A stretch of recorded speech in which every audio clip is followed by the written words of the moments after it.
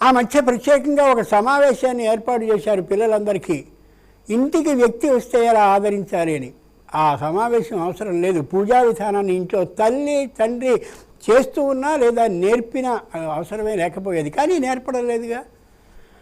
70 ఏళ్ళవాడు వెళ్ళినప్పటికీ కూడా హాయ్ అని అంటున్నాడు ఆ నీచుడు పశువు, చిన్నపిల్లాడు వాడు, మనవడు వాడు అప్పటి నుంచే ఆ భాషలో మాట్లాడుతూ ఉంటే హాయ్ అని, కనీసం రండి కూర్చోండి పెద్దవారు వచ్చారు అనే పరిస్థితే లేకుండా కొత్త కాలపు కలిగ పశువులు కనిపిస్తూ ఉంటాయి కొన్ని ఇళ్లలో. గమనించి చూడాలి. ఈ విధానం పూజలో పాటింపబడ్డైతే దాన్ని తల్లిదండ్రులు నేర్పితే సంస్కారం ఎంత గొప్పగా ఉంటుంది. ఏ గూటి చిలుక ఆ గూటి పలుకు పలుకు అంటారే అదే. అమ్మవారికి ఆచమనం అయిన తర్వాత సంతోషమ్మా వచ్చావు నువ్వు వేళ అని వస్త్రద్వయం సమర్పయామి ధవలతమాంచుక గంధమాల్య శోభే. అమ్మవారికి చక్కని తెల్లటి వస్త్రాలు ఇష్టం కాబట్టి 2 తెల్లని వస్త్రాలు ఒకటి పెడతాం. అమ్మవారి శ్రీ సూక్తాన్ని చదువుతూ అమోఘంగా అమ్మవారు స్నానాన్ని చేస్తున్నట్టుగా భావిస్తూ పంచ అమృతాలని అక్కడ పెడతాం. అమ్మవారు స్నానం చేస్తూ ఉన్నంతసేపు శ్రీ సూక్తాన్ని చదువుతూ ఉంటాం. శ్రీ సూక్తం అయిపోయింది అని అనగానే అమ్మవారు స్నానాన్ని ముగించేసింది అని అర్థం. మళ్ళీ పునర్వస్త్రద్వయం సమర్పయామి.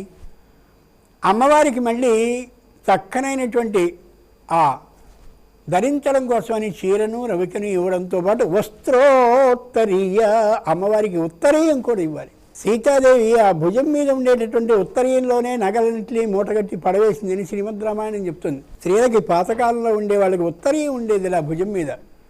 అంచేత అమ్మవారికి 3 వస్త్రాలు ఇవ్వాలి. ఒకటి ధరించేందుకు ఈ విధమైనటువంటి చీర రవిక, దీనితో పాటుగా ఉత్తరీయాన్ని అక్కడ పెట్టాలి. ఇందాక 2 ఇచ్చామని అనుకున్నామే, ఒకటి ధరించడానికి, ఒకటి చక్కగా శరీరాన్ని తుడుచుకోవడం కోసమే ఏర్పాటు చేసినట్టు. వచ్చిన తర్వాత అమ్మ చల్లని నీళ్ళతో స్నానం చేసింది కాబట్టి నీరాజనం దర్శయామి. చల్లతనం పోవడానికి, ఒళ్ళు కొద్దిగా వెచ్చబడ్డానికి, దాంతోపాటు కర్పూరం అగరు కస్తూరి కలిపినటువంటి చక్కనైనటువంటి ఈ నీరాజనం ఇచ్చిన కారణంగా మంచి సువాసన ఒంటికి పట్టేందుకు. శరీరం కొద్ది చిరు తడితో ఉన్నప్పుడే సువాసన బాగా పడుతుందనే మహారహస్యం మనకి అమ్మవారి పూజ ద్వారా మనకు అర్థమవుతుంది. అప్పుడు అమ్మవారు అక్కడ కూర్చోగానే యజ్ఞోపవీతం సమర్పయామి. ఇదేం మాట అండి, ఆడవాళ్ళకి యజ్ఞోపవీతం ఉంది కదా అనుకుంటాం. స్నానం చేయి, నీకు వెంటనే టిఫిన్ రెడీగా ఉంది అంటుంటాం. తప్పు. ఏ ఇంట్లో మనకి అతిథి వచ్చాడో ఆ వచ్చినటువంటి అతిథి కానీ ఆ స్త్రీ అయినటువంటి అతిథి కానీ వచ్చినట్లయితే స్నానం అయిన తర్వాత మన ఇంట్లో ఉండేటటువంటి దైవ మందిరం ఏది ఉందో అక్కడ కూర్చుని కాసేపు జపాన్ని చేసి ఆ రోజు చేసినటువంటి జపానికి సంబంధించిన శక్తిని మనం ఆ అతిథికి ఆతిథేయులం, అంటే అతిథిని ఈరోజు చక్కగా గౌరవంగా సంభావిస్తూ పూజిస్తూ భోజనాన్ని పెడుతూ ఉన్నాం కాబట్టి మనకి ధారపోస్తారు ఆ రోజు పూజా ఫలాన్ని. అలా చేయించుకోవాలి. వీళ్ళు పెట్టేయడం వాళ్ళు తినేయడం సరికానే కాదు.